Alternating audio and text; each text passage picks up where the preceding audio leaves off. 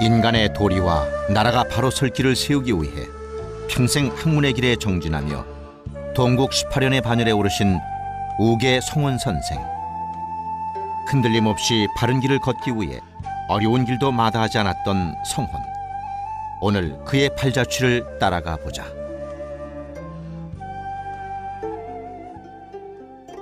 (1535년) 중종 30년 우계는 당대의 성리학자인 청송 성수침의 아들로 태어났다.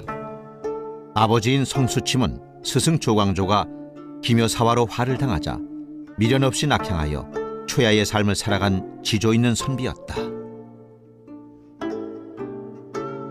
서울 순화방, 지금의 서울시 종로구 순화동에서 태어나 경기도 파주 우계에 살았던 그는 17세 되던 해 생원과 진사의 초시에 모두 합격하였으나 관직보다는 학문의 길을 택하여 당대의 유학자인 휴암 백인걸의 문화에서 높은 수준의 유학 경전들인 상서를 배웠고 부친 성수침을 통해 정암 조광조의 도학을 배웠다.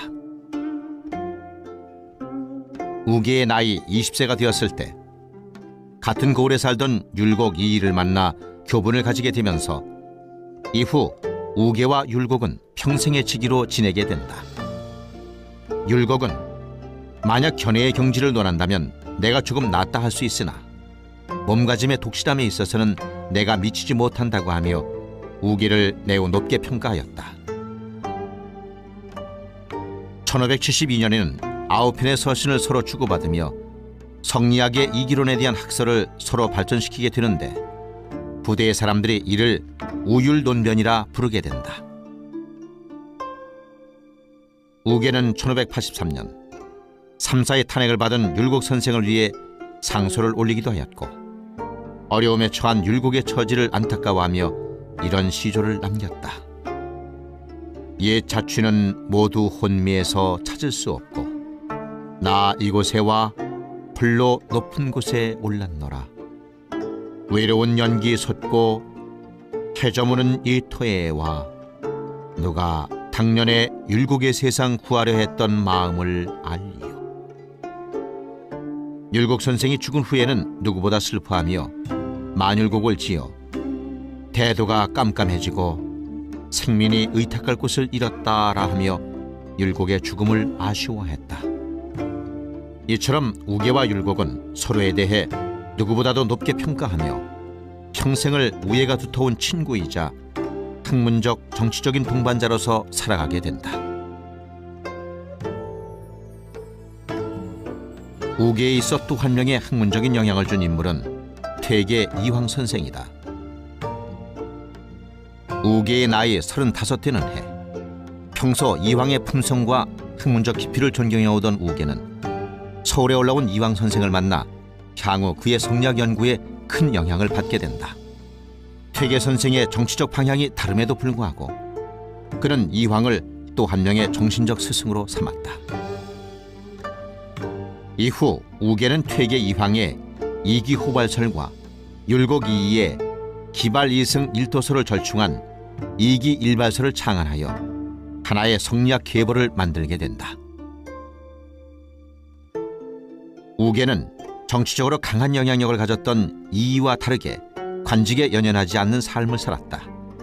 공조 좌랑, 사헌부 지평, 예빈 시판관, 장하관 첨정 등 이이의 추천으로 숱하게 관직에 임명되었으나 나아가지 않았고 1589년에 이르러서야 비로소 이조 판서로 복귀하여 의정부 우참찬 비국 당상 등을 거쳤으나 이도 잠시였을 뿐 관직을 마다하고 다시 학문의 길에 정진한다. 그는 학자로서의 명망도 높았지만 개혁적이고 현실적인 정치가로서의 감각도 남달랐다. 임진왜란 때에는 조세, 국방민생 등에 대해 편의 시무를 올려 임금에게 비상대책을 제시하였고 개혁적인 정치를 주도하는 기관으로 혁폐도감의 설치를 주장하기도 했다. 우계는 언제나 자신의 소신대로 바르게 살고자 하여 옳지 않다 생각될 때는 자리에 연연하지 않고 직언을 하는 강직한 선비의 모습을 보여줌으로써 서인의 정신적인 지도자로 추앙을 받게 된다. 조선시대의 성리학은 고려 말 포은 정몽주, 야은 길제의 학맥을 계승하여 15세기에서 16세기에는 김종직, 김굉필, 조광조의 도학으로 이어지고 나중에는 기호학파와 영남학파로 나누게 되었다. 우계는 율곡학파와 함께 기호학파의 한 축인 우계학파로 하나의 학문적 축을 만들어내었다. 우계학파는 사변적인 성리학풍에서 벗어나 무실학풍을 지향하였고 율곡학파에 비해 매우 개방적 면모를 보여주었다. 이로 인해 우계학파는 조선조 양명학의 산실로 평가받기도 한다. 이렇듯 성리학의 한 일가를 이루게 된 우계 성원의 문화에는 많은 제자들이 있었다. 아들 성문준과 사위인 윤황을 비롯하여 조헌, 이정구, 김집, 안방준, 김덕령, 이귀, 이시백, 강항, 탕신, 최기남, 이항복, 권극중, 오윤겸, 변희중 등 부대의 성리학의 대학자들을 배출하였다. 특히 우계의 학문은 후일 윤증에 의해 소론파가 되어 박세채, 박태보, 오도일, 조지겸 등을 통해 한국 성리학의 하나의 기둥으로 자리매김하게 된다. 우계는 생전 자신의 학문과 철학을 담아 많은 책을 집필하였다.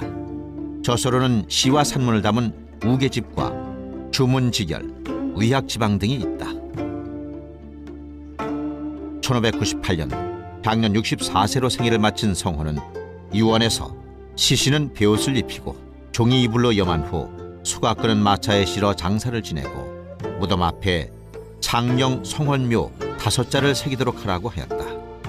이는 그의 검소하고 고귀한 인품을 짐작해야 한다.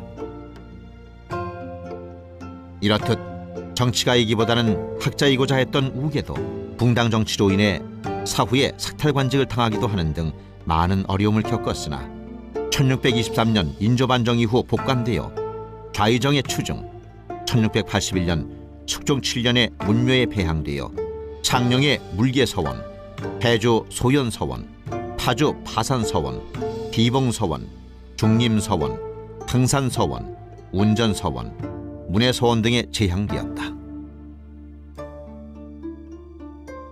정치적 위치보다는 올바름을 우선하고 학문 수양과 후학의 양성에 힘썼던 제야의 성현 우계 성혼. 이런 점이야말로 그가 단지 당대의 정치가나 선비가 아닌 동국 18현으로 기억되는 이유일 것이다.